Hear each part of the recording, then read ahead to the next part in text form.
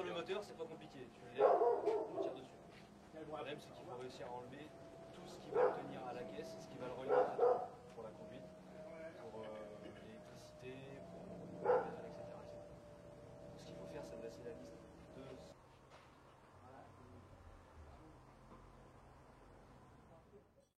Alors les cylindres blocs, c'est quoi? C'est ça. Alors un cylindre bloc, c'est quoi? Ça empêche de faire du bruit, ça je sais. Voilà, un cylindre bloc, t'en as un là. D'accord. Le cylindre bloc, Ouais. c'est une pièce en caoutchouc qui permet de relier deux pièces en ferraille et qui va absorber les vibrations. D'accord. C'est-à-dire que le moteur, il va pouvoir bouger, parce qu'un moteur, ça vibre. Comme ça tourne, il y a des pièces en rotation, ça bouge beaucoup. Donc, ça doit pouvoir bouger comme ça. Ouais, ok. Et le fait d'intercaler entre la caisse et le moteur un cylindre bloc, ça va permettre de filtrer les vibrations pour pas toi les ressentir dans la voiture. D'accord. Donc ça sert à ça. Voilà. Donc des cylindres blocs moteurs, effectivement, il y en a généralement. De ce côté aussi. Il y en a un là, il y en a un de l'autre côté qui est en dessous, qui est pas là, voilà, là en dessous. Et là-dessus, il y en a aussi sur la boîte de vitesse. Et le moteur, il est fixé qu'avec ces deux fixations-là? Non, il y a d'autres. Il est posé sur la voiture qu'avec ça, ouais. Ah ouais? D'accord. En fonction des modèles, tu as 2, 3, 4 cylindres blocs, ça dépend. D'accord. Tu as des voitures, il y a juste 2 cylindres blocs, c'est tout. D'accord. Et c'est pas gênant par rapport à un basculement Non, mais ils sont prévus justement pour absorber le couple. C'est comme là, il est comme ça dans ce sens-là, le moteur. Quand le moteur tourne, Ouais. le couple donne un à-coup, le moteur part dans l'autre sens. Ouais. Et ça, c'est prévu justement pour absorber Ah oui, le couple d'accord. sans que ça se ressente dans la caisse. D'accord.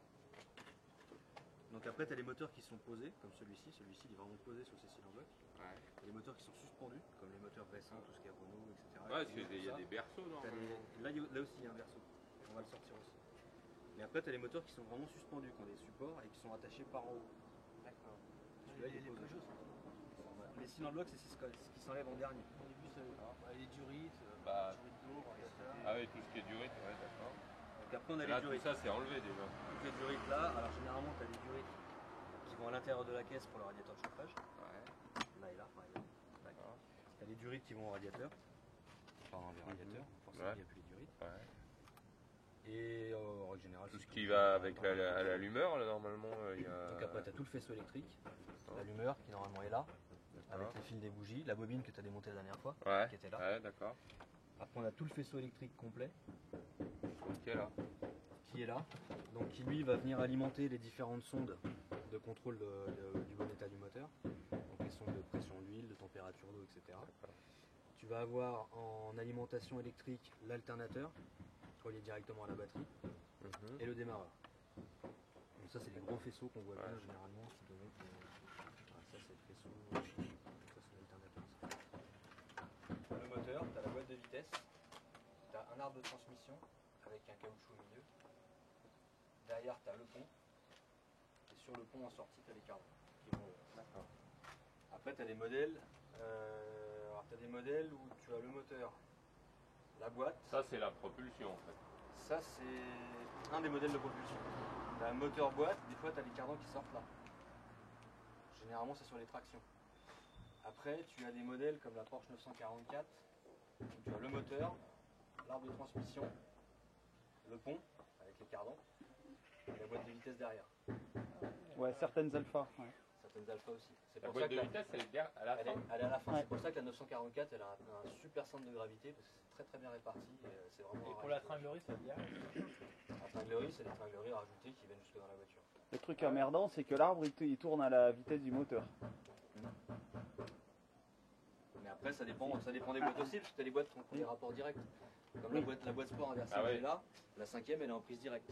Oui, Donc, c'est comme d'accord. c'est pas Non, non, modulé. mais je veux dire, mais même en première à 40, Ah oui, oui. t'as l'arbre qui tourne à 5000 tours alors que t'avances à 40 à l'heure, quoi. Alors Ça, que sinon, généralement, un pour arbre, faire ça- tourner l'arbre à 5000 tours, faut être à 200 à l'heure, quoi. C'est ce que je veux dire. Ouais. Puis, Mais bon, ça, Donc, ça ça doit- un arbre, ça bouge pas. Généralement, les arbres. Donc, il n'y a pas de cardan quand il n'y a pas de motricité aux roues.